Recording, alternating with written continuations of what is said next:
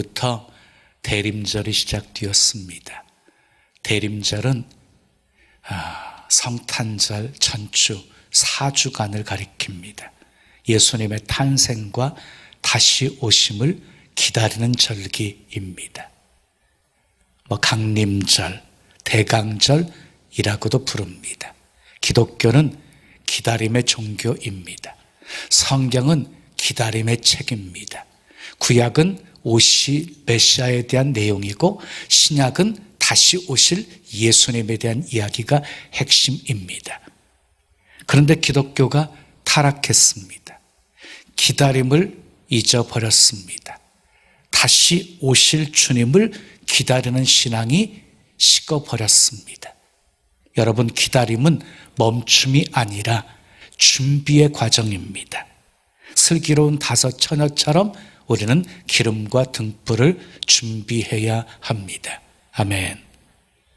주님의 약속은 더디지 않습니다. 혹시 더딜지라도 주님의 약속은 반드시 이루어집니다.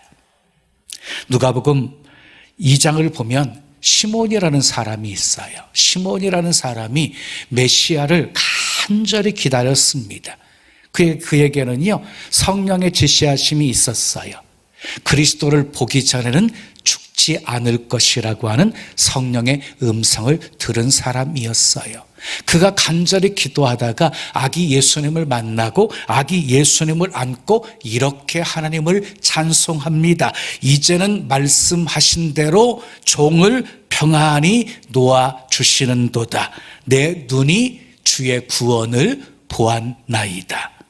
만족하며 하나님을 찬양하고 있습니다. 이제 죽어도 여한이 없다는 고백이었습니다.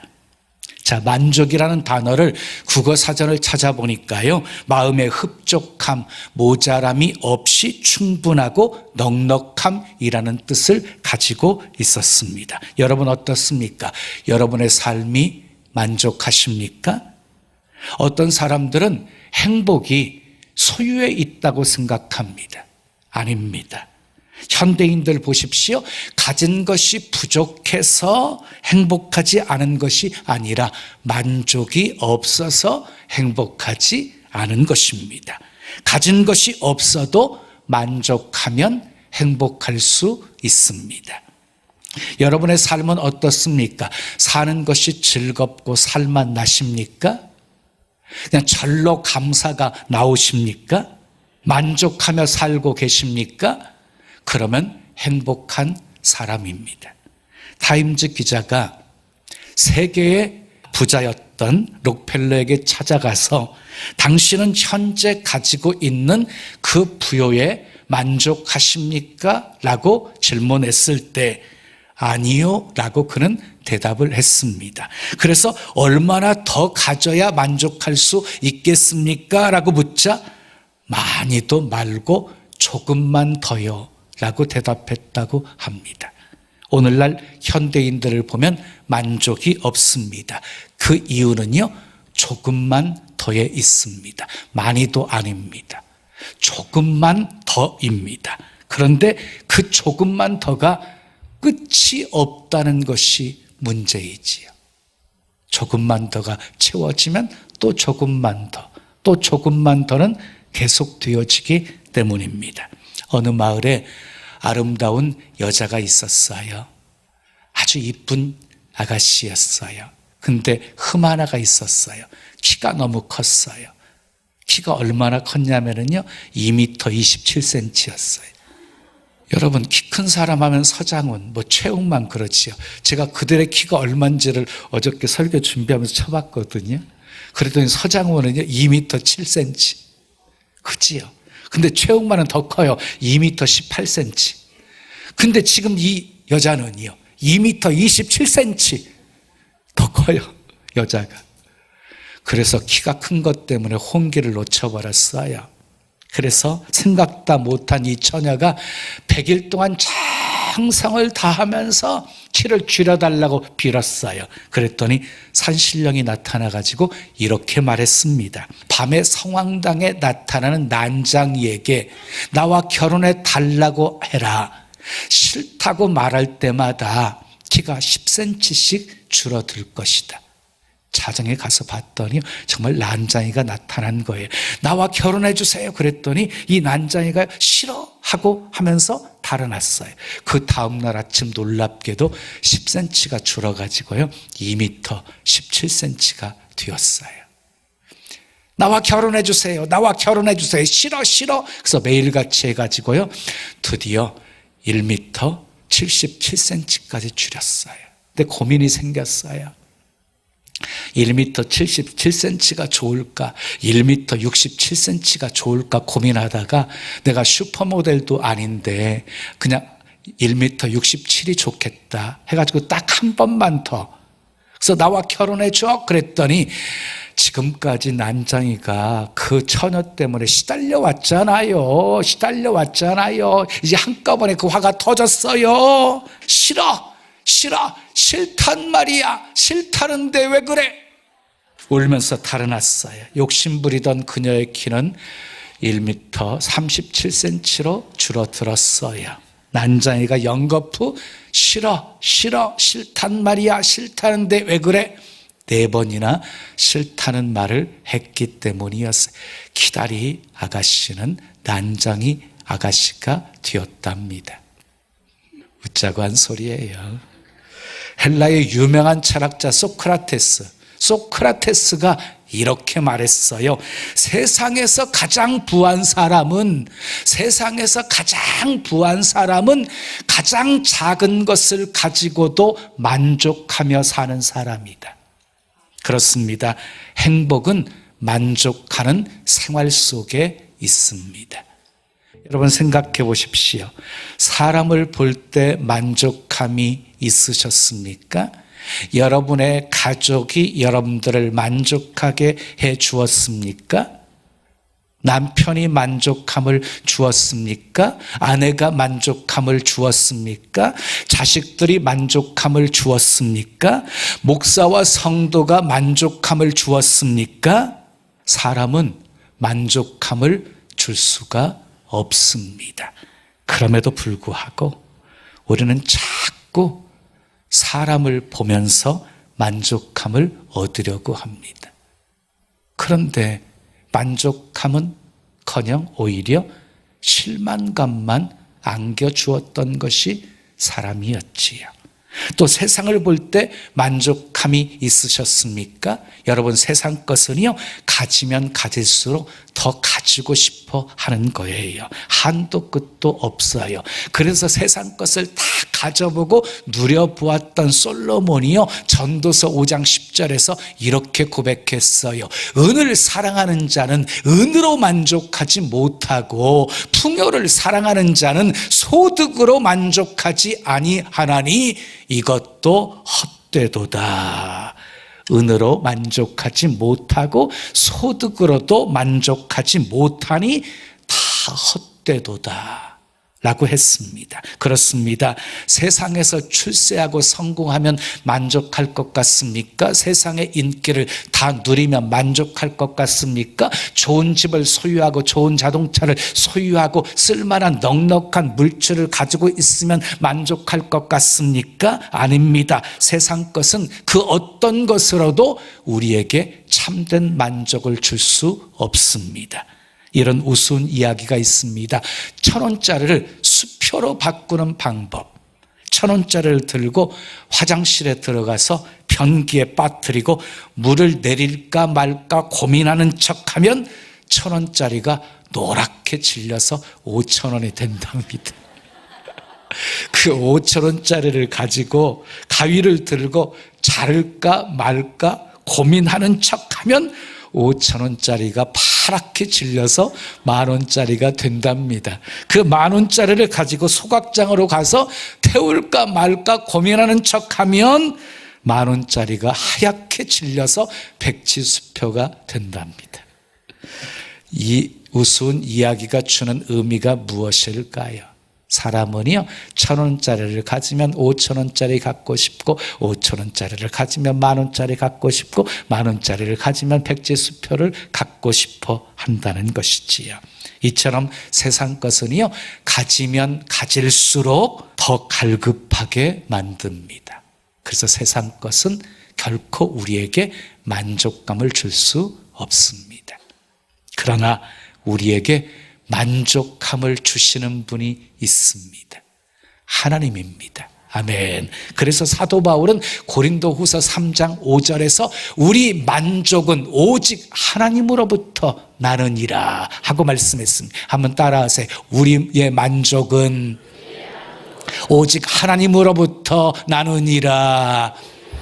한 번 더요. 우리의 만족은 오직 하나님으로부터 나느니라. 그렇습니다. 만족은 하나님께로부터 나오는 것입니다.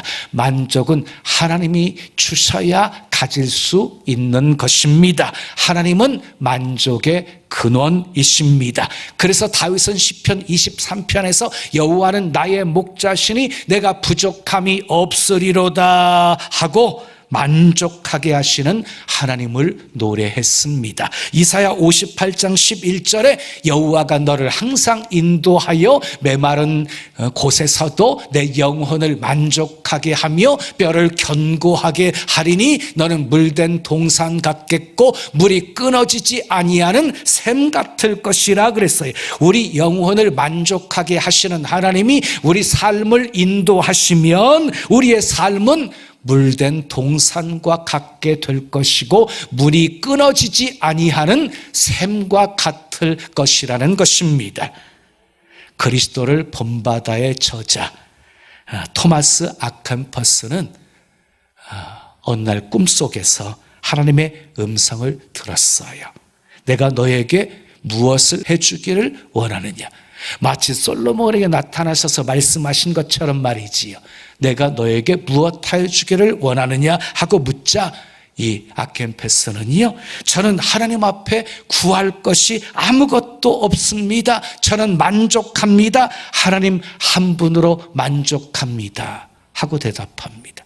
자그마치 꿈속에서 3번이나 연속해서 반복되어서 주님이 물으셨고 하나님께서 물으실 때마다 만족합니다 라고 고백했더니 하나님께서 아켐퍼스에게 이렇게 말씀하셨습니다. 너는 세상에서 가장 부유한 자구나.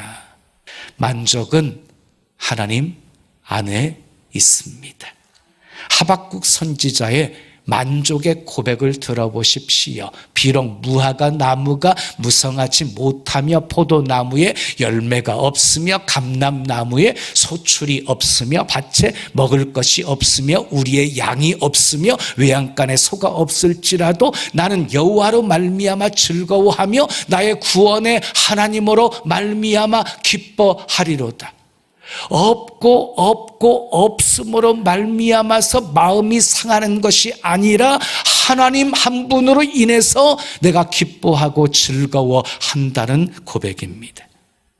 사람들이 신앙생활하면서 왜 시험에 빠집니까? 하나님께서 내가 바라는 대로 원하는 대로 이루어지지 않기 때문에 시험에 드는 것이지요. 그런데 하나님 한 분으로 만족하는 사람은요 결코 시험에 들지 않습니다. 주시면 어떻고 안 주시면 어떻습니까? 절대로 넘어지지 않습니다. 얼마나 행복한지 모릅니다. 오늘 본문에 나오는 수넴 여인을 보십시오. 8절에 귀한 여인이라고 소개하고 있어요. 부유한 여인, 아주 고상한 여인이라는 뜻을 가지고 있습니다. 수넴 여인은 많은 재산과 그리고 좋은 집을 가지고 있었던 아주 부유한 여인이었고 남편과도 사랑과 신뢰가 돈독한 여인이었고 이웃에게 많은 덕을 쌓은 인정 많은 여인이었습니다. 수넴문이요 사마리아와 갈멜산 사이에 위치하고 있었기 때문에 엘리사가 자주 들르는 곳이었습니다. 그러던 중 수넴 여인이 엘리사를 보게 되었고 엘리사가 거룩한 하나님의 사람임을 알게 되었습니다. 자기 집으로 간청해서 식사를 대접했습니다. 어느 날이었습니다. 이 여인이 남편과 상의해가지고 엘리사를 위한 작은 방을 만들고 그리고 침상과 책상과 의자와 촛대를 준비해서 극진히 모셨습니다. 하루는요 엘리사가 방에 들어 누워서 생각해 보니까 친절하게 대접하는 그 수냄 여인이 너무너무 고마웠던 거예요. 그래서 무엇인가 보답하고 싶었어요. 엘리사가 사환이었던 게하시에게 시켜서 여인에게 묻게 했습니다. 13절 말씀 보시면 내가 너를 위해서 무엇을 하랴? 왕에게나 사령관에게 무슨 구할 것이 있느냐 하고 물었어요. 그랬더니 여인이 대답하는 거예요. 나는 내 백성 중에 거주하나이다. 나는 내 백성 중에 거주하나이다. 이 말이 무슨 말이냐면요, 우리는 잘 지내고 있습니다. 왕이나 권력자의 도움을 받아야 할 만큼 문제가 있지도 않습니다. 지금의 생활로 만족하기에 더 이상 바랄 것이 없습니다. 자기 만족을 고백한 것이었습니다. 여러분도 이 수냄 여인처럼 만족함을 고백할 수 있기를 축복합니다. 이 수냄 여인이 만족할 수 있었던 비결이 무엇이었습니까? 첫째, 따라하겠습니다. 하나님의 은혜가 있었습니다. 수냄 여인은 아들이 없음에도 불구하고 만족하였습니다. 당시 자식이 없다는 것은요, 여인에게는 맞을 수 없는 수치였고 고통이었습니다. 그럼에도 불구하고 그 여인이 만족할 수 있었던 비결은 하나님의 은혜가 그에게 있었기 때문입니다. 예레미야 31장 14절에 보면 내가 기름으로 제사장들의 마음을 흡족하게 하며 내 복으로 내 백성을 만족하게 하리라 여호와의 말씀이니라. 누가 만족하게 하신대요? 하나님께서 백성들에게 은혜를 베푸셔서 만족하게 하신다라고 말씀하고 있습니다. 만족을 주시는 분은 하나님이십니다. 환경, 상황 문제되지 않습니다. 예레미야 31장 이어지는 25절 말씀에 보면 이는 내가 그 피곤한 심령을 상쾌하게 하며 모든 연약한 심령을 만족하게 하였음이라. 하나님께서 은혜를 베풀어 주시면은요, 피곤한 심령도 상쾌하게 되어지고 연약한 심령도 만족하게 되어진다는 것입니다. 여러분, 인생이 피곤하십니까? 슬픔을 겪고 계십니까? 하나님이 주시는 은혜를 받으면 그런 상황 속에서도 만족함을 누릴 수 있습니다. 은혜 받은 사도 바울을 보십시오. 나의 나된 것은 다 하나님의 은혜로 되었다고 고백했습니다. 감옥에 갇혀 있으면서도 항상 기뻐하라, 쉬지 말고 기도하라, 범사에 감사하라고 외쳤습니다. 여러분, 바울은 복음 전파를 위해서요, 결혼도 하지 않은 사람이었어요. 자기를 뒤를 이을 자식도 없는 사람이었어요. 인간적으로 보면은 바울의 삶은요, 행복과는 거리가 멀어 보였어요. 그런데 바울에게는요, 만족의 이유가 환경이 아니었습니다. 사람도 아니었습니다. 예수 그리스도가 만족의 비결이었습니다. 빌립보서 4장 11절에서 13절 말씀 우리 함께 읽어요. 바울의 고백입니다. 시작. 내가 궁핍함으로 말하는 것이 아니라 어떤 형편에 처하든지 나는 자족하기를 배웠노니 나는 비천에 처할 줄도 알고 풍부에 처할 줄도 알아. 모든 일 곧 배부름과 배고픔과 풍부와 궁핍에 처할 줄도 아는 일체의 비결을 배웠노라. 내게 능력 주시는 자 안에서 내가 모든 것을 할 수 있느니라. 바울은 어떤 형편에 처하든지 자족하기를 배웠습니다. 이것이 행복의 비결입니다. 하나님이 주신 것이 어떤 것이건 족하게 여기면 행복할 수 있습니다. 그것이 고난이건 실패이건 질병이건 어떤 것이든 족하게 여기면 행복해질 수 있습니다. 사무엘상 1장을 보면 한나가 분인나로 인하여서 얼마나 통분이 여깁니까? 아들이 없었기 때문이었어요. 그래서 울고 통곡하면서 하나님 앞에 엎드려서요, 간절히 기도했어요. 훌륭한 신앙인의 모습입니다. 그러나 아들이 없음에도 불구하고 만족할 줄 알았던 이 수냄 여인의 모습은요, 더 빛나고 아름다운 신앙의 모습입니다. 수냄 여인에게 하나님의 은혜가 있었기 때문입니다. 자, 두 번째 따라하겠습니다. 하나님을 사모했습니다. 수넴 여인은 하나님을 사모하는 여인이었어요. 하나님을 그 사모하는 마음이 하나님의 거룩한 종이었던 엘리사를 극진히 접대하고 봉사하고 그를 섬기고 헌신하는 모습으로 나타나게 되어진 것입니다.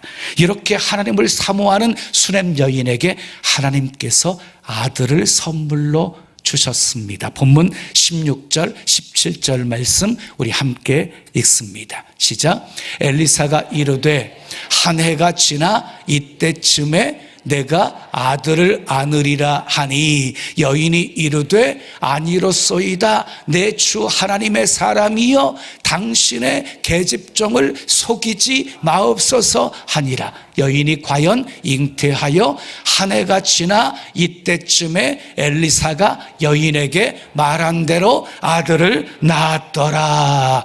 엘리사가 말한 대로 수넴 여인이 내년 이맘때에 아들을 낳게 되어집니다. 은혜 위에 은혜였습니다. 시편 107편 9절에 그가 사모하는 영혼에게 만족을 주시며 줄인 영혼에게 좋은 것으로 채워주심이로다 라고 말씀했습니다. 하나님은 사모하는 심령 만족하게 채워주시고 그리고 줄인 영혼에게 좋은 것으로 채워주시는 분이십니다. 사랑하는 여러분, 어떤 환경이나 어떤 상황 속에서도 행복하기를 원하십니까? 만족하며 살기를 원하십니까? 다른 길이 없습니다. 다른 방법이 없습니다. 하나님을 사모하십시오. 앉으나 서나 돈 생각, 앉으나 서나 당신 생각, 앉으나 서나 집 생각, 앉으나 서나 자식 생각이 아니라 앉으나 서나 주님 생각하십시오. 사모할 때 은혜 위에 은혜가, 복에 복이 더해지게 될 것입니다. 여러분 기억하세요. 불만족은 불신앙입니다. 이스라엘 백성들 보세요. 하나님의 은혜로 출애굽했어요. 구름기둥 불기둥으로 하나님이 인도하시고 보호해 주셨어요. 반석에서 생수를 내어 마시게 하셨어요. 하늘에서 만나를 내리셔서 먹여주셨어요. 이스라엘 백성들이 만나를 처음 먹을 때 반응은요, 꿀 섞은 과자 맛, 아주 꿀맛이었어요. 근데 계속 만나를 먹다 보니까 질린다. 그래서 기름 섞은 과자 맛이라고 하더니 나중에는 나쁜 식물이라고 말하게 되었습니다. 불만족은 불신앙입니다. 사랑하는 여러분, 우리도 수넴 여인처럼 만족하며 살 수 있습니다. 그녀에게 하나님의 은혜가 있었습니다. 그녀는 하나님을 사모했습니다. 우리가 무엇으로 만족하며 사느냐에 따라 우리의 미래가 결정이 되어집니다. 행복과 불행이 결정이 되어집니다. 사람을 보아도 세상을 보아도 만족함이 없으십니까? 하나님을 바라보면 만족함이 있습니다. 하나님 바라보십시오. 아멘. 하나님 사모하십시오. 어떤 형편에서도 원망 불평하지 마시고 자족하며 감사하십시오. 그래서 은혜 위에 은혜를 더해 주시고 복에 복을 더해 주시는 하나님의 은혜로 항상 만족하며 살게 하시는 주님의 은혜가 여러분의 삶에 가득하기를 예수님의 이름으로 축원합니다. 축원합니다. 지금은 선교 헌금 시간입니다. 이 예배를 통해 삶 가운데 은혜와 회복이 충만하시길 간절히 기도합니다.